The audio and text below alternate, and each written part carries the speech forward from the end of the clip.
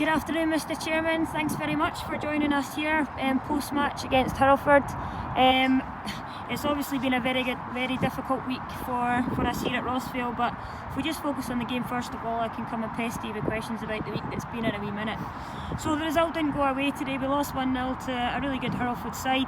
However, the performance I thought was probably a really decent performance off the back of what has been such a tough week. But how did you feel the boys did today? I think you get into this type of game, it's a massive game again, like every week is.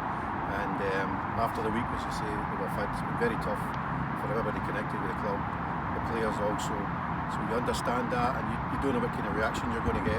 But the reaction today was, couldn't ask for any more. Apart from an equalising goal at some point during the game, which I think we thoroughly deserved. And I can't thank the guys enough. We just concentrated from the start of the week, Tuesday, when the players were told, and then Thursday into training again. They just tried to blank it out as best they could, and the performance today was excellent. I think everybody here watching, including the Hurlford side, probably felt that there was a Rossvale equaliser coming. Kirky seemed to produce something in the second half of the boys that gave us that hope, but it didn't quite come in the end. No. It's been that way with a few games. That at Irvine Meadow we should have took something. Even the first game against Cumnock, it was a tight game. Jamal gets sent off. It's wee things like that that's been happening. But I think when you're new into this league for the first time, you're a small club. I think people expect it to be cricket scores, and when it doesn't turn out that way, it's very hard to take. It's been a great start, obviously, maybe points wise, doesn't look that way, but for ourselves, just as a club, and watching the way the guys have performed and conducted themselves, especially today, excellent. It's probably pretty obvious today, Dom, that I've got to ask you about the position with Moff. So obviously Gordon's left the club and he's moved on to Clydebank. Can you give us any insight into the conversations that was had leading up to this decision? Well, I think once Kieran McInally decided that, I think through work commitments he was leaving the club, Clydebank that was.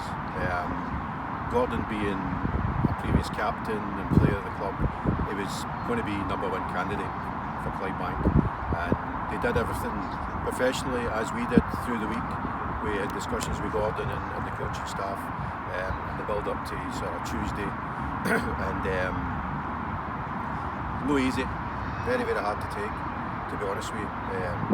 Got in on Tuesday and we sat down and we had a tea and coffee, because we've grown quite close to these guys, and I even bought nice biscuits, Ellen. Bought the good biscuits this time, none of the fake biscuits that they see on social media.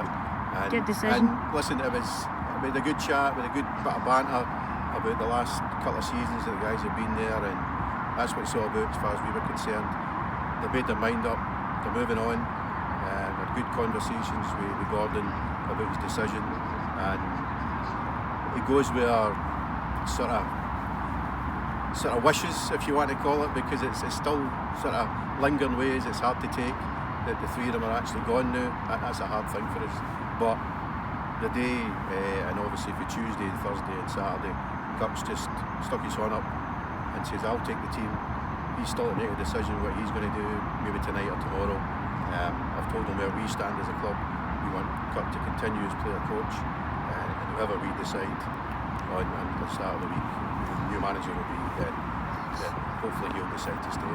So I think Moff would understand, the bittersweet for us. We wish him well in what is, I would describe as his dream job. Yep. I think he's admitted that he probably would have only left for one club, and fortunately for him, unfortunately for us, that club's come with a space. But you've got to remember, as you just mentioned there, it's not just Moff we're losing. We're losing Gary and we're losing Drew, who have been with the club a long time, and that must be really difficult, as you said, for everybody to take here.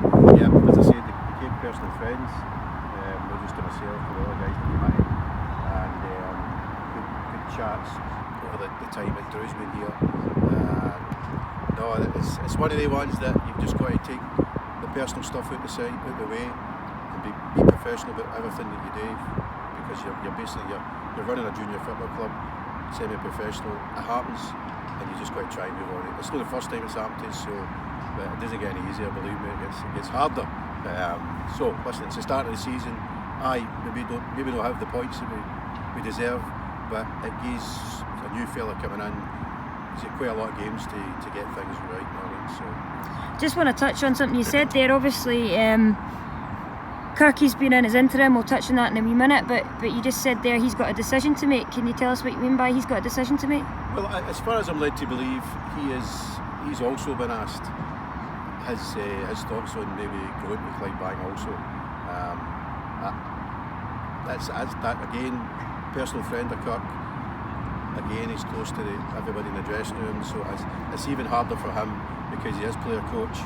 He's took himself, hats off to him today, he's took himself out the team, put himself on the bench to help and support the players around about him, and you can't ask for much more than that. Today, something like that is amazing. But come hopefully tonight, tomorrow, that result, it wasn't the best, but that performance that they put in for him today, hopefully that'll decide his future. You know what I mean? No pressure, Kirk. you can't really fault somebody like Kirky who's been at the club. It's like he's been with the foundations, he bleeds it, and you know, he stepped up as interim before, and possibly this time it's even more difficult for him being in a much more difficult league, and with injuries and things that we don't want to keep complaining about because that's just football, but he has had a lot of things to figure out in the last kind of 6 days, so today I thought he did fantastic. Yep, he did. Even this morning we had to have a couple of wee conversations about some players we were looking to bring in to try and help him in trial, and it just didn't work out. He thought they were in the team or on the bench as trialists, and it just didn't work out, which put even more pressure on him. But great response, and obviously you see what the performance was today. It was a great performance for the players. You maybe don't want to say this, it might be all under wraps. We're going to come and talk about the vacancy, but has Kirky put his name in the hat for that yet?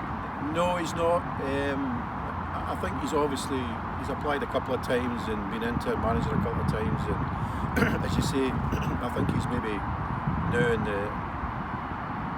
the twilight, if he doesn't like to say that, but this could be the final season of playing football. I think for him it should be all about playing football with Rossvale, finishing out the season with Rossvale, still doing his coaching, and see what it takes at the end of the season.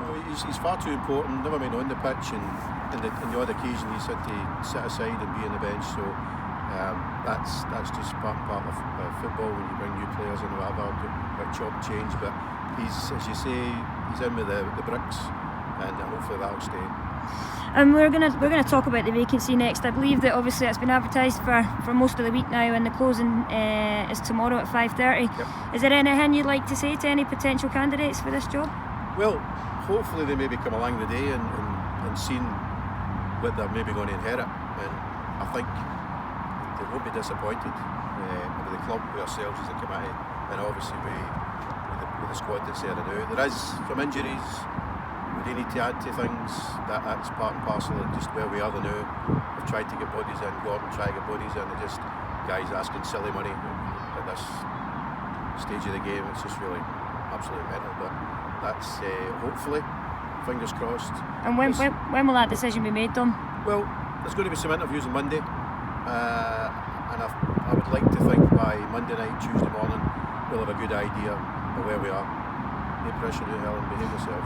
Well, you know, looking around the pitch today, I think there was a few faces sneaking in there, potential candidates for this job. But listen, thanks for meeting us today. I know it's been a really, really difficult week for yourself particularly, but the rest of the committee too. We wish you the best of luck going forward, and I'm sure it won't be too long before we get a wee catch up with you again, Dom. Thank you again, Helen. All the best.